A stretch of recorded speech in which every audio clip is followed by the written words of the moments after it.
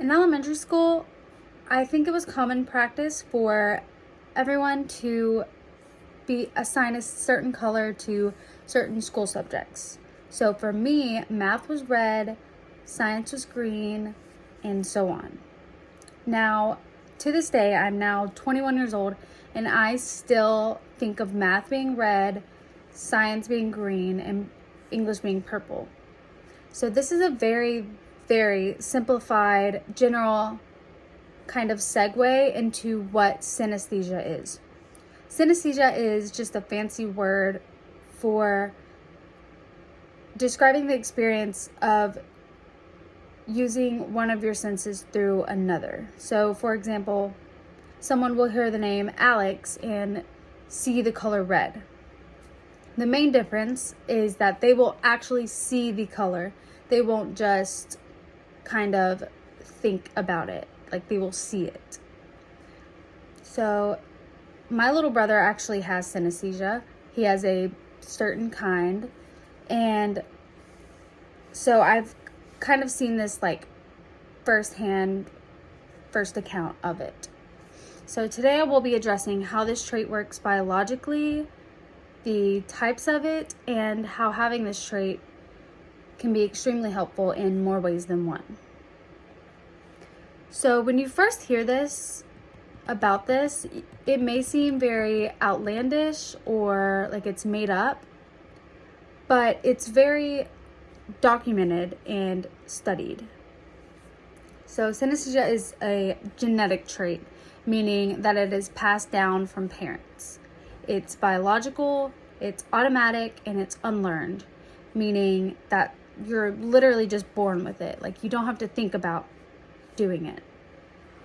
So this affects 4% of the total world population, which doesn't seem like a lot, but when you do the number of 4% of 7 billion, it's a large number of people.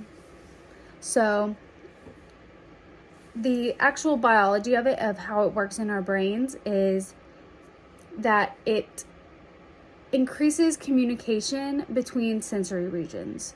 So when you see something, that's your visual sense, and then someone with synesthesia will have that sense kind of intertwined or crossed with another sense like auditory or taste. And this certain trait becomes less saturated with age. So as you get older, that sense kind of dies down a little. It's still there. It's just not as vibrant and obvious to that person. Now, that's just an overview of synesthesia as a whole, but like most things in science, there are many parts to it, and there are actually over 80 different types of synesthesia, but for time-wise, I'll just be discussing the 3 most common forms. The first is lexicogustatory, and that is when words evoke a sense of taste in someone. So the word school, someone will hear the word school and they will taste anything, like blueberry, a pie, a certain anything. Now this does have to be something that they have tasted before so that they could experience it. Grapheme color is the most common and therefore the most studied. This is when someone associates colors with numbers. So the number 5 will be the color red, or any kind of color. That's just a very basic, generic way of explaining it. But my little brother actually has this style of it. We discovered it when he was actually learning how to count and learning his months, because he just associates the colors with numbers and not months. So it kind of explained why he could develop his counting before he could learn his months. And the one that the one that I find the most interesting is chromesthesia. And this is sound to color.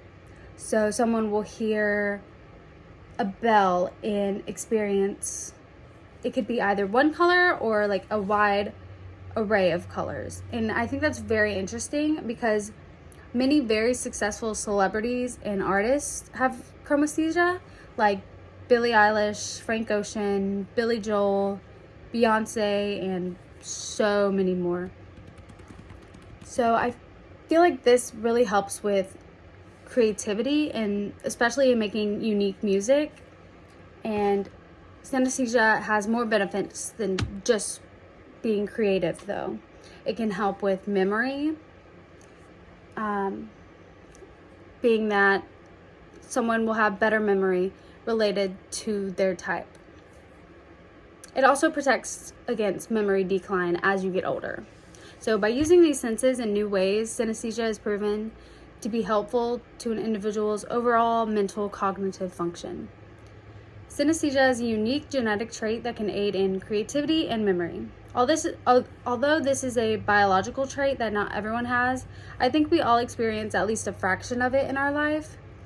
So the next time you think about spring and picture pastel colors, think about synesthesia, because that's at least a fraction of it.